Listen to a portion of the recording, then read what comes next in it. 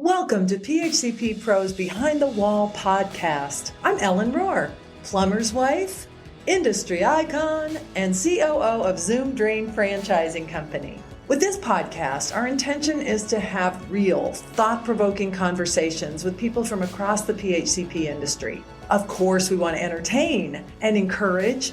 Mostly, we want to connect and allow our guests to be vulnerable, to explore insights gained and lessons learned. Let's go behind the wall. So happy to be hosting the Behind the Wall podcast, sponsored by PHCPPros. My family, I love you guys, and thanks for allowing me to have these awesome conversations. And I cannot wait to get deep with Kenny Chapman. Kenny and I have been friends forever. I think we were like 15 and 16 or whatever when we originally met each other. I'm much older than you. That can't be. But I've always had a soft spot for you. I've learned so much from you. We've worked together on a couple of projects, and just you and I keep touching base over the years. And every time I do, I am so happy to have reconnected. And so today we decided we'd have a conversation and let you, dear listener, in on it. So Kenny, would you please introduce yourself for the good folks listening today? You bet. Sure. As Ellen said, my name's Kenny Chapman. I am the founder and the CEO of the Blue Collar Success Group, but more importantly, I'm a behavior change expert. I'm a student of the subconscious mind, and I really just help people unlock blockers that they have, whether it's my own team, whether it's clients, whether people in the industry. I've just committed my life now to the home service space, and I exist here to help everybody accomplish what they want. And it varies so much, as you know, from person to person. So honored to be here. Excited to be here with you, Alan. I knew we could get deep right away. Even your introduction is just, it's really not about cleaning drains, even though you and I, that is a river that runs through both of us. Right. It's about elevating whatever you do to personal development. Right. And it just so happens that we have this honorable, awesome industry, dirty jobs industry to explore. So, while I'm the president of Zoom Drain and I'm all in on the drain and sewer event, I love when we get to elevate the mundane, the day-to-day of what we do into something that can mean even more. And Kenny, that really sums it up for you, for me. It's that you make it more than just getting through the day, just making $1, just getting things fixed and solved. So let's go back, because you've achieved quite a bit of success. You've built businesses, you've sold businesses, you've got a coaching initiative, you work with people individually and in groups, you partner with other folks on JV projects like you and I have done before. Let's go back, go back as far as you want to go. Let's go back to a salient point in your childhood. Like, was it inevitable that you would end up in this industry, or as a student of personal development? Or what were a couple of moments that changed you?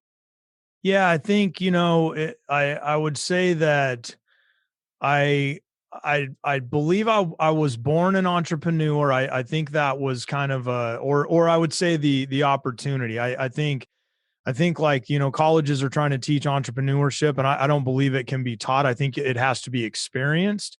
And so I was fortunate enough to have a lot of hardship when I was younger, and that's a prerequisite for being a good entrepreneur. So I was learning how to be an entrepreneur when I was a young child, but I had different times when, kind of it shined its light. I was very, very good baseball player. So I was blessed to be a good player. And my father pushed me a lot, and he would get me out of the small market where I grew up and took me to a bigger market. I was the best player in my little area. So he would take me and challenge me in different things like that. But through that time, I was able to start learning. Like he pushed me to a level where I realized I would never be good enough.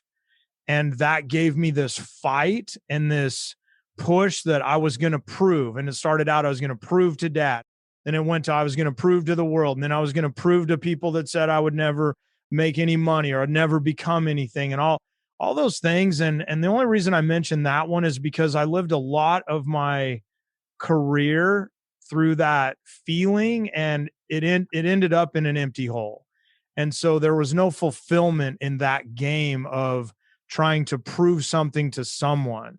And so what really kind of evolved as I, if we kind of jump, I'll jump forward, then I'll jump back. So, we fast forward to what's real fulfillment. I thought it would be running a market leading national role model drain cleaning company, and that didn't do it, and then different things. And so ultimately I had to go back inside. So I'd encourage everybody on the line, your company exists to be a creative outlet of yourself.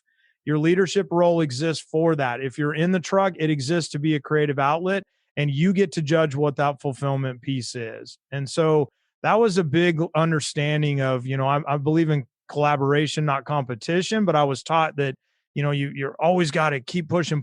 Now I'll always make my future bigger than my past. And I encourage that with everybody around me, because when you stop doing that, that's when you actually tap out. That's when life is over. So you always make your future bigger than your past in business.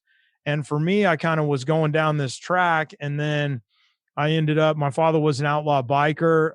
And, I was kind of following that path, and I ended up getting in trouble and having some challenges as a young adult. And I ended up kind of, being forced to join the military. And well, I say being forced, I was fortunate enough to have a judge that gave me an ultimatum. And so I didn't know that I just existed. love how you throw it out. And then I was an outlaw biker. Wow. So, Because I was going to nail you down. Like, so what happened? Well, that happened. yeah, that was a biggie. So I went to jail when I was 19, and I spent a weekend in jail, and I got out and I went in front of a judge, and the judge said, you've got two choices. You be on probation until you turn 21, and you so much as step out of a crosswalk and you're going back to jail. And I just spent the weekend. I knew I didn't want to be there. But at the time we were selling so many drugs out of my apartment, we were looking out every morning to see if the cops were sitting on our house. So I knew I would get in trouble again. And then he said, the other option is bring me enlistment papers for any of the four major armed forces, and this gets expunged on your record. And I'm like, I knew that shit happened in the 40s and 50s, but I'm like, wait a minute, this is the late 80s. And so I was like, well, honestly, I really don't want to go in the military, but here I go. And that's when I really was able to understand that I was an entrepreneur, and why I'm embraced incentive-based pay since I started as a dead broke drain cleaner at 23 years old, because the military doesn't have incentive-based pay. They only have time and grade. And I became a damn good soldier once I got some discipline, and I watched really crappy soldiers get promoted right alongside me and make the same amount of money. And that didn't work for me. And that was where I really, okay. So let me pause you right there, because, I was never in the armed services, and I appreciate that had an impact on you. You don't seem like someone who would fit right in on day one. Like, how was boot camp for you? How was that kind of culture compared to what you'd been in, and what was the impact, maybe the good parts and the bad parts, that you brought with you from that experience?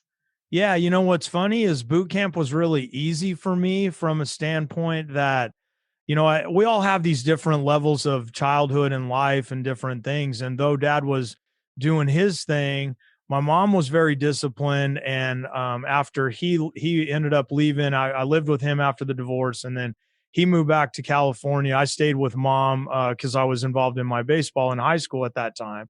And so what was interesting is there was a gentleman that was a fifth degree black belt that was retired. He would come to football practice and watch the game or the practice, and you had to be handpicked by how hard you worked or what kind of grit you had. And he wouldn't charge for karate. Now that I've fast forward so many years, because everything he did was illegal, and he would have gone to jail if he would have charged people. But he would like tap you and go, okay, Ellen, I like your grit.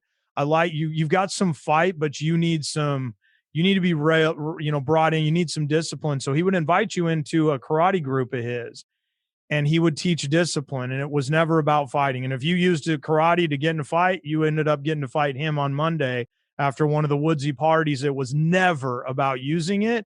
It was all about the discipline and understanding. And that couple years I spent with Mo was so challenging. When I got to boot camp, it was like, okay, whatever. Now, I was a jackass before that, and I didn't have, I didn't practice it. But when it came time to like, oh, I need to use my mind again, I went right back there, and I was like, oh, this is discipline. Okay, you do what you need to do. So boot camp was very easy for me compared to a lot of people, that was the only time they had been exposed. I had been exposed to a lot of discipline and a lot of challenge prior to that. And it's like, okay, I can stand on my head for 8 weeks if I have to. That's all good, that type of thing. But then once the career part of your service experience kicked in, that's where you were like going, wait a minute, if I work harder, it doesn't even matter. Yeah. Yeah. I would look like literally, I almost reenlisted, which is why I wore uniforms in this industry before they were popular. Cause I liked so much about the military. Don't have to think about what I'm going to wear. Okay, cool. If I press a uniform, people give me respect. They think you've got it together, even if you're not sure and you're learning, which I was doing as a young drain cleaner. And so I, as I started realizing I wanted to reenlist, but if they would have let me live where I wanted to live and had incentive-based pay, I would still be in the military. They might have kicked me out by now because I'm older, but the point is, like, that was what was missing for me. And so I sat down and looked at reenlisting, and I looked at the pay grade and what I could do. And I didn't have a college degree, so I couldn't be an officer. So that was annoying to me, that the lack that I didn't have a certain piece of paper dictated the results that I was allowed to have. Another entrepreneur gene kicked in and went, hang on, wait a minute. So that was really when I started seeing it. I didn't know that was how it would happen, but I knew that, like it was in there. It was born, we'll say. So when you get out of the service, and this is how I remember your story. So fill in the gaps for me. You bought a drain machine and read the instructions, and you were off. Is this true? So, so I actually, I bought a little business. I bought a little guy that had a truck and a couple machines in it. And so he had done 12,000 in revenue the year before I bought him. So that was, it was a side gig for him, and I was a lumber salesman, and he built some houses, and he was my client. I'm like, sell me that thing. And he's like, you don't want any part of it, this and that. It's dirty jobs, blah, blah. And I kept working him. And so finally I broke him down, and he did. And so I went on 3 calls with him, and then he had a pager. I had a pager. This is in 94. And he's like, all right, I'll wear my pager for a while, and if you need help, page me. Oh my God, I had no business being in business. I had no business being a tech. I was awful at every possible thing as far as the business goes. And I hated it. Honestly, I hated it for the first 2 years I was in. I wanted out. I wanted nothing but out. And that was actually what created a defining moment for me. Is I'm not from the trades, and I chose the trades. They say the trades either choose you or you choose them. Much like you married into them, but then you kind of decided to hang your hat here, Ellen. And when you make that choice, you have a level of freedom that I think people that don't choose it per se, we all choose, but I wanted to be an entrepreneur, and this was my vehicle. And when this vehicle wasn't going the where I wanted to go and doing what I wanted it to do, I was like, I've traded in cars before. Let me get a different, this is stupid. So that because of that, I was able to make changes that other people aren't as easily ready to make. And so I was like, I'm out. In 96, 2 years in, I'm like, I want to go do something else. This isn't for me. I'm not good in the truck. I'm not good out of the truck. I want out. And so I used to study human development and behavior back then. And this is way before internet and different things. And so I used to send out letters to the most successful people in my town, and top realtors and entrepreneurs and people at the Chamber of Commerce, and say, can I take you to lunch? I just want to understand how you became successful. I don't know what I'm doing. And so finally, the guy that owned all the Taco Bells, and he was one of these guys, they say, born on third base and thought he hit a triple. His parents were like founding members of Taco Bell, had him all over California, like all this stuff. But he was a huge ego guy. And so he finally gave me the opportunity. We went to lunch, and I told him this. I said, look, I want out. I hate it. He's like, okay, that's cool. And he told me a story about where he was at my age at that time. He was running a Taco Bell for his parents, hated it, wanted, all this thing.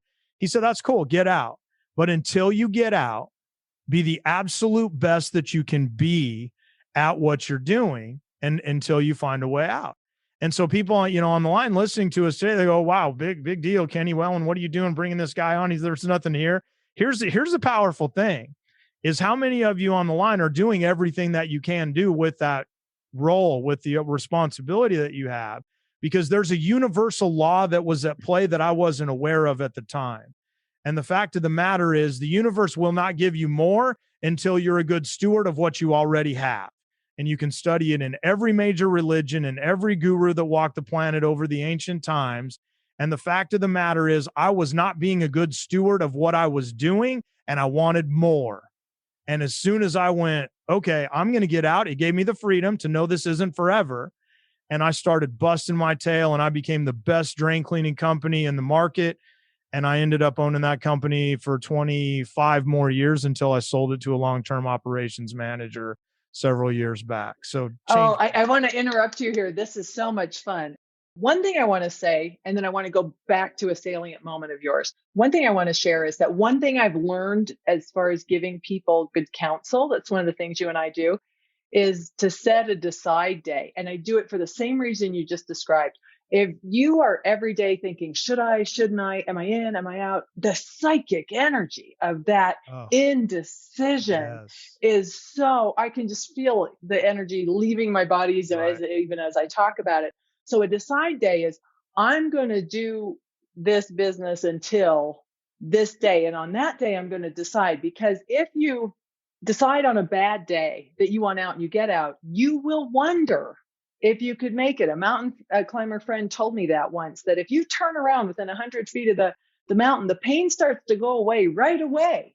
And you will wonder if you could have made it that last little bit. So if you put the decide day on the calendar, say 6 months or even 6 weeks from now, and do that same thing that you were saying, you lay it all on the line without deciding on a daily basis. The decide day is 6 months from now. Think about it then. But in the meantime, you lay it on the field. Absolutely. And it has that same psychic effect. You quit losing the freedom that you described about being able to, I could get rid of this, is there. Yes. Just don't do it right this hot minute. Don't quit on a bad day. Right. Because you will wonder. Later on, you will wonder. I love that. But let me go back to this, something that you said that really piqued my interest. What made a guy like you, with the background that you just described, interested in motivational and self-help education? Like you said, you were reading good books and you were talking to people and reaching out. What happened to make you like that? Was it Mo? Was it something else? It was probably Mo, and going back to growing up, with the secondhand clothes and struggling financially. I was raised in what I call us and them mentality, and us were the people that scraped by and didn't go on vacation, and them were and I always wondered like what was out there. And so I think that was a little bit of it. And I was super blessed that I had two uncles that was crazy enough. They were electrical contractors. And I didn't know anything about that business. And they had both sold their businesses before I got out of the Army, and they were doing real estate. One of them opened a lube shop. And so they lived a different life than I did with my mom or when my dad was alive. And so I was able to like look at them and go, okay, wait a minute. It's us and them for me, but I've still somebody close enough in my family has something that I kind of want to do. So I just started asking, what can I read? How did you get where you are? And I was super blessed that my uncles were like, here's a book, go read a book, and the difference is I ate it up. I couldn't get enough. I didn't make it in college. I got a baseball ride to college, and I did 6 months and partied my way out, and they kindly asked me to leave, which saved me a lot of student loan debt probably after the fact. But the reality is I was taught in school that I wasn't a good learner. And what I know now is they didn't understand how to teach me. I'm literally in the education business now. Like I love nothing more than learning and educating, but I want to learn about things that I'm interested in. And my uncles gave me books that interested me. So I ate it up and I read everything that they told me. So that was a huge benefit that I had. Was there a book that kaboom, like hit you right, that it was written for you? You thought they were talking about you in that book, or just like really shaped some thoughts for you? Yeah, I would say, there's a couple like, I'm a previous E-Myth consultant. Gerber wrote a good book way back when. And there's been all kinds of variations of that and different things, but E-Myth taught me about systemization. So E-Myth was an early game changer for me. And then what's fascinating is the Millionaire, Think and Grow Rich is always one that's big, but the Millionaire Next Door wrecked me in a different way than it does most people. And here's what happened is I read the book and went, okay, cool. It opened my mind to the possibility of, quote, dirty job millionaires. But what I didn't like is I like cars. I like fancy things. I like nice dinners. And the concept of the book was scrape and scratch and to be, still stay in scarcity mindset is how I interpreted it. And you'll still be a million. And I was like, screw that. I want to stay at the Four Seasons and have nice things, but I want to also be a good steward, and so it was a really disconnect, but it opened my mind to, I don't have to be a lawyer, a doctor, and some of these cliches in the society to where I'm go, oh, and that really changed my mind and my understanding of quote unquote dirty jobs, the blue collar industries. Wait a minute, maybe we can really create some cool stuff here as well. So that definitely helped me too.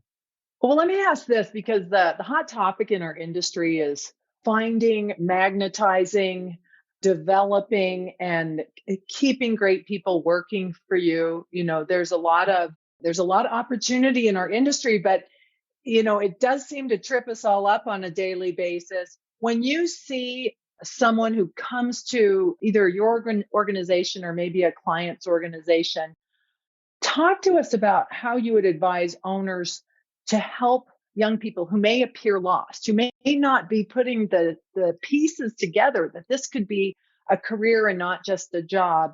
What are some of the techniques and tools that you use to help magnetize, the best word I can think of at the moment, young Right. people or new people to the industry to come and to play it out here, or to at least give it a little bit of time, because Yeah. it could be a vehicle to help move them in the direction of their dreams. So how are some of the ways that you work with your clients on recruiting and training and retaining great Yeah, people? yeah, 100%. And it's going to be very different than a lot of answers that you might get. But at the end of the day, it's elevate confidence.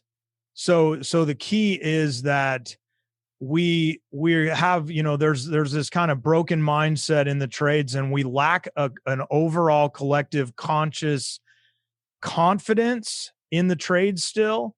And so who wants to play in that? Who wants to be attracted to that? So young people are seeking confidence. And what we know about young people today is it's the greatest generation that's ever lived.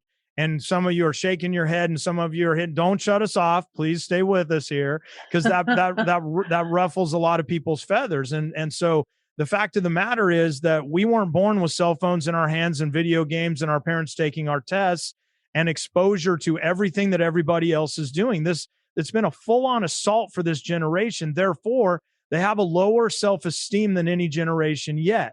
And because of that, they think the path that they have to go is laid out for them. And if they're not cut for that path, like I was not, I struggle with self-confidence for my entire life. And so I can only imagine as they come in. So here's the caveat is, if you're running an organization and you don't think you've got an incredible space, an incredible opportunity, that you work in the best industry on the planet, then how in the heck are you going to attract somebody to come in here? And that's the challenge that we have, is this caveat of, well, some of us still in the back of our mind, well, if I could have been a doctor, if I could have been a lawyer, but I'm going to do the best I can with this trades thing, rather than what we see is the people that go, this is the best thing since sliced bread. I'm so grateful that I found this industry. I'm so grateful that I get to play here. And then when you have an interview, when you're explaining a path of career, when you're explaining how there's no debt and there's an opportunity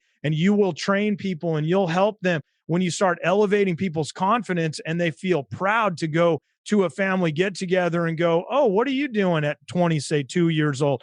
Oh, I'm a drain cleaner now. I work at Zoom Drain. Like, what the heck? Oh my God, you're a turd herder. And that's what they always told me. You're going to be, whatever. Like, yeah, that's your perception. But the reality is I have this amazing career. That takes confidence. It's easier to say, oh, I'm in my second year of engineering and I'm going to get out with 200,000 in debt and maybe a $40,000 a year job. You know what I'm saying? It's like, it's this perception that we have to help them break. And if we haven't broke it ourselves, then how can we help them break it? It's all about elevating self-esteem, period. I love that. Our mentor, Frank Blau, said that the problem with our industry is a self-esteem problem. Told me that maybe 35 years ago. Right? And it is, so often, I'm just a plumber. When Mhm. someone introduces themselves, I'm just a plumber. And I'm like, what? You keep good water from bad water, like all from my viewpoint, because I can't do any of this. I just see this trade in such an awesome light, because it's why we don't die. Even with drains, Kenny, most people, if you ask them, they've never had a drain problem. Most of the time it works. Isn't Yes. that amazing? Right. Just like Right. what our industry is capable of. And that building confidence, that also comes down to helping them win, helping them get good at Yes. the trade, at all those skills that they need, communications and operations and technical skills, helping them get those wins. Winning breeds confidence. Yes, yes, and think about that. Like Frank's been saying for 35 years that okay, it's a confidence. Now here's the challenge: because of what Frank taught us and other amazing mentors along the way, some of these people that were lacking confidence now are running 6, 8, 10, $20 million businesses, but they're still missing some of that confidence. Some of them are going, hey, there's some PE money available. I can't wait until I sell. So now I have this disconnect in my mind because I can't wait till I get out of the industry, but I'm going to go talk to this young person that they should cut their teeth and stay here forever. You're confusing your own mind, and the universe is just like your biggest sale. A confused mind doesn't buy. The universe is not going to buy if you're going, I can't wait to get out, but you're doing interviews going, oh, you're going to love this thing. It's going to be amazing forever. What are you thinking? What's energy speaks to energy, ladies and gentlemen. So you might as well get some clarity. If you really want out, then be clear about that, but don't kid yourself that you have a recruiting problem. You have a clarity problem. That's what it comes down to. Ouch, that's so good. That is so good. Kenny, let's get philosophical for a moment. Do you have a personal mission statement? Do you have a company mission statement? And how did you come to terms with those? I'm suspecting the answer is yes. Yeah, so at Blue Collar, we exist to simply accelerate the path of success for home service companies. Everything that we do every single day, every one of our coaches, every one of our fulfillment specialists, that's what we do. We accelerate the path of success. It's different for every home service company, but everybody wants that. So that's what Blue Collar does. For me, Kenny Chapman, I'm on the planet to make a positive impact in the lives of others while I learn and grow every day, becoming the best version of myself I possibly can. And so that's why I've owned 9 businesses in 5 different industries, and I have come chunked down to where I had a contracting business for 27 years, and I've owned Blue Collar for 10 years now, and we're going strong. And that's because this is where I could go play that. My mission is obviously open enough. I exist to make a positive impact. I can do that in a lot of different places, but you guys are my peeps. This is where I belong. I remember I did a leadership gig at my bank in Colorado that had 27 locations, and I did a leadership thing, and I joked about how interesting blue collar's training white collar today, and I did a few of those gigs, and that was fun and cool, but that's not where I want to go. I want to have these conversations that we're having right here every single day. That's why I'm on the I planet. love That's why blue that. collar exists. And I love, love, love your bride, Christy, the beautiful Christy. Oh You are a yes, family business. So yes. let's hear a little bit about that, because so often health, relationships, these things take a back seat, especially to someone who's driven, entrepreneurial, trying to make a difference, 2 steps forward, 1 step back, scrambling, gritting it out. Hmm. How do you guys make it work? Yeah, so I think one of the keys is clarity for people. And one of my mentors, Dan Sullivan, taught me the concept of unique ability. And I think, whether you call it unique genius, whatever it is, we are all here with a specific thing that we're really, really good at. And as entrepreneurs, we start out and we have to do everything. And then as we grow, we think that we need our hands in everything. And that's where you get stuck. And so Christy and I play in unique ability and create teams that play in unique ability to where I know what I'm good at and she knows what she's good at. And so as we've grown the business, like her title is she's the strategic advisor for the company. And bottom line, she makes me a better entrepreneur. She helps the leadership team by seeing things differently.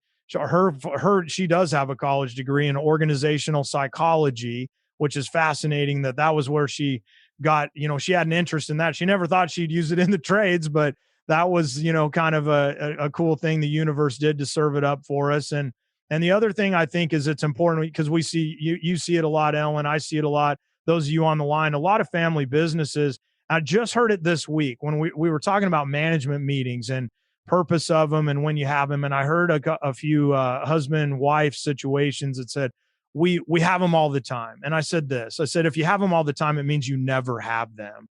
And so as what you have to do is create massive boundaries.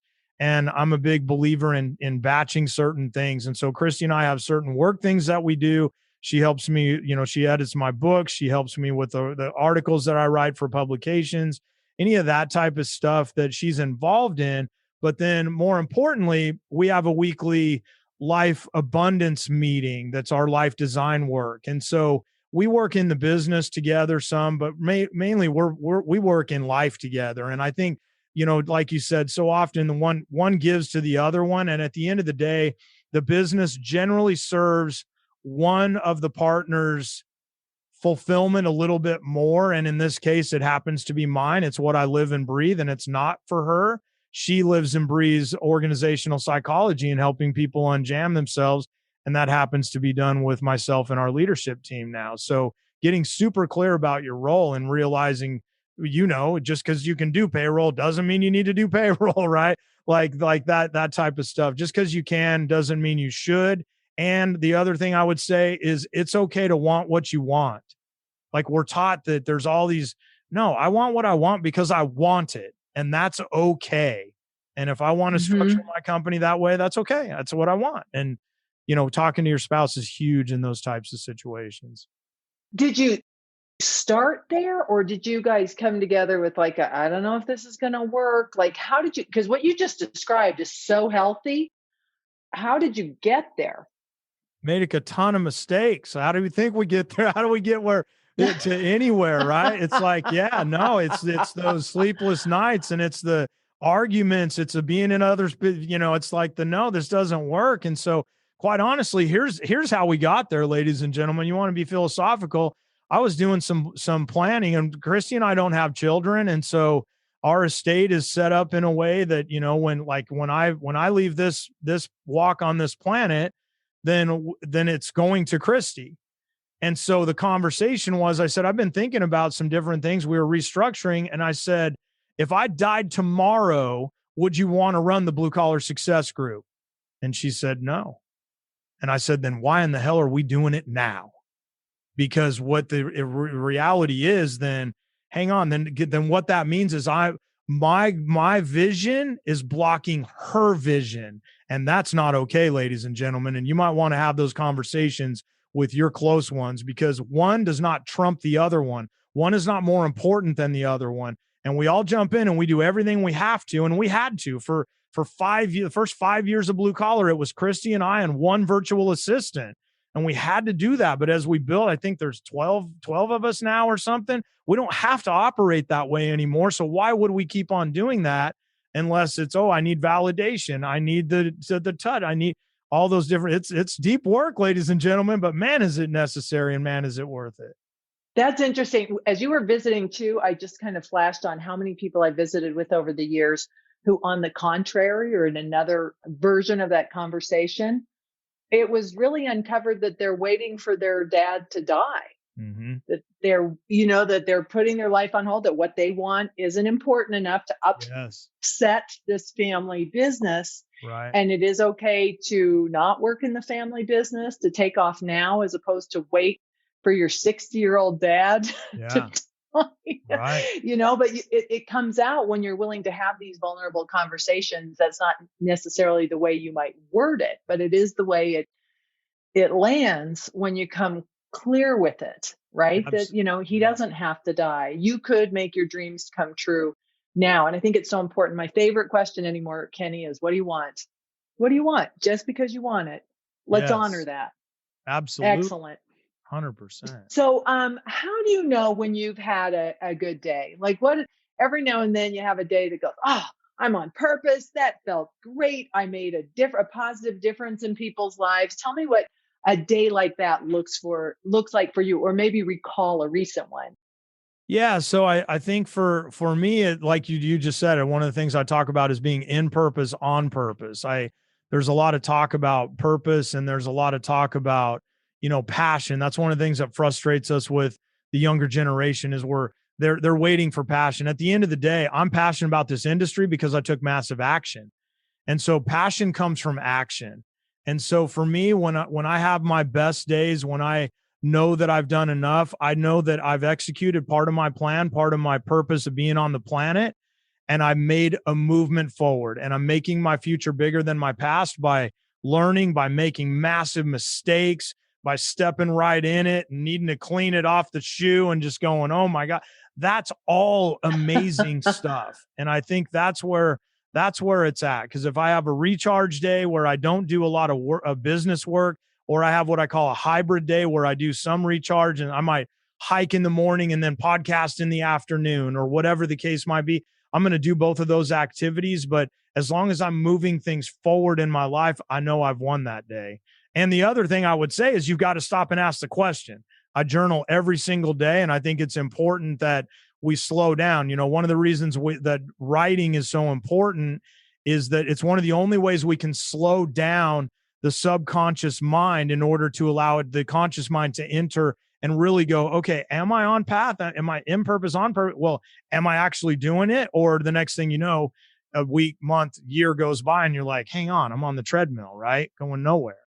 So I know you like me can see the glass is half full, or the glass is always 100% full. Maybe some of it's water and some of it's air.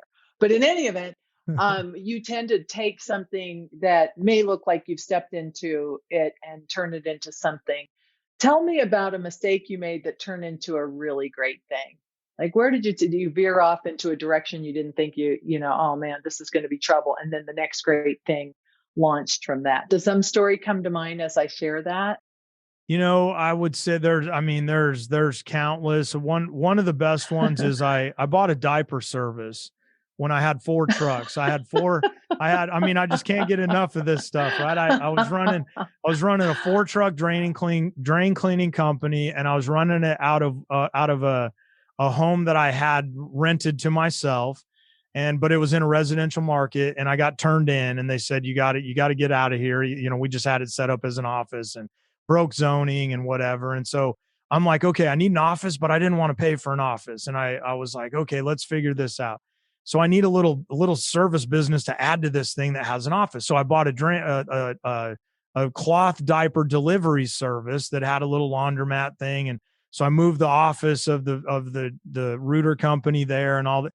And I ran that thing for 18 months. I paid 75 grand for it. I sold it 18 months later for 50. It cost me 100 hours a week. I hated my life. I hated everything about it. And it completely penalized my drain business. And when I saw the day that I closed, I had to finance what I lost because I didn't have the cash for it. So I literally I don't know if anybody online's ever financed a loss before, but it sucked. And so I financed the loss to get out of the business. And I called my uncle, one of my mentors, and I said, okay, it's done. I just closed. And he said, man, this is one of the greatest things that's ever happened to you. And I'm like, I just lost 15 grand in 18 months. And you're telling me, what do you mean? And he's like, you'll see. And then now I understand that what happened is I took that focus elsewhere when I realized I need to focus at home. And many of you on the line look at, oh, I need to go do this line extension. And you're not as bad as me. At least you don't go to a diaper service. You might go to one of the other acceptable quote unquote trades, or I'm going to go do, let's do restoration. It plays right in. Let's do electrical. Let's do heating. Let's stop it and focus on what you're doing deeper at a higher level. Give it everything you've got. That was a huge, huge lesson for me. Love that. I just got goosebumps. That's how I feel about drains too. Like, there's so much opportunity right here. Let's Yes. not get distracted. Not getting distracted. Partnering up with people who are more focused than I am is another great tip I've gotten over the years, because I am a shiny object person, but my partner Jim will keep going, bring it back together here. That's not Yep. what we're doing. Absolutely. All right. And then I could talk to you all day. I love you so much. I'm so glad we had a chance to visit. You inspire me, and just your approach to life, the freedom that you get from that discipline. I know it sounds like newspeak, but that paradox is it just Mm. runs deep and true with you, is that's where the freedom comes from, to discipline your mind, discipline your body, to be clear on what you want, to use, to take that massive action in alignment with that which you really, really want. I mean, you're just one of my heroes, man. So I'm going to go light a frothy little end note for us. Okay. What is your favorite app? Like, what's on your phone that you use all the time, or that makes life easier somewhere? I mean, I've got about 100 apps. What's your favorite one, or your latest favorite app that you could turn our dear listener onto So today? it's kind of like, it has nothing to do with productivity. It's called Road Trippers, and it's a traveling app. Okay. So I travel in my motorhome a lot, and it's a simple, I don't know, it's $10 a year or something. It's called Road Trippers, and it's way better than Google Maps or different things. And so it's got all kinds of points of interest and different. So it's not tied to the business, but it's tied to life, and it's a great app. I really I use it a lot, and we travel by our motorhome a lot. So I dig that one. I'm gonna follow up with a last question after my last question. Okay, cool. So, road trippers, I wrote it down.